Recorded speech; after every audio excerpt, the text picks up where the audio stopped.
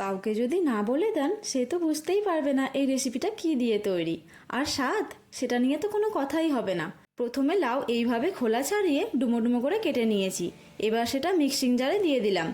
আমি ছোলার ডাল 3 ঘন্টা আগে হাফ বাটি পরিমাণে ভিজিয়ে রেখেছিলাম। এবার সেটা দিয়ে একটা ফাইন পেস্ট বানিয়ে নিলাম। এবার এতে দিয়ে দিলাম 2 চামচ পরিমাণ টক দই। আবারও এটা মিক্সিতে ঘুরিয়ে নিলাম। দেখতেই পাচ্ছেন খুব ফাইন পেস্ট হয়েছে। এবার পরের স্টেপ, একটা মিক্সিং বলে নিয়ে নিলাম 1 বাটি বেসন। এবার এতে দিলাম হলুদ গুঁড়ো, লঙ্কা গুঁড়ো, পরিমাণ মতো নুন আর কিছুটা জোয়ান ক্রাশ করে দিয়ে দিলাম। এবার যেটা পেস্ট করে রেখেছিলাম সেটা 2 চামচ দিয়ে দিলাম।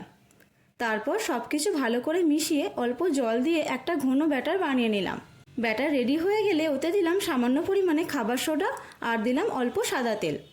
সব কিছু ভালো করে মিশিয়ে আধ ঘন্টা রেস্টে রেখে দিলাম।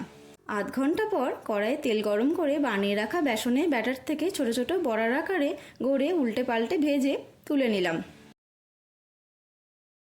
এবার যে কড়াইয়ের বড়া ভেজেছি সেই কড়াইয়ের অল্প তেল কমিয়ে নিয়ে বাকি তেলে ফোড়ন দিয়ে দিলাম। ফোড়নের মধ্যে আছে 1 চামচ কালো সর্ষে, 1 চামচ জিরে, হাফ চামচ মেথি, একটা শুকনো লঙ্কা, 3-4 দানা গোটা গোলমরিচ, গোটা গরম মশলা, তেজপাতা, শুকনো লঙ্কা, হিং, আদা কুচি, চেরা কাঁচা লঙ্কা আর কারি পাতা।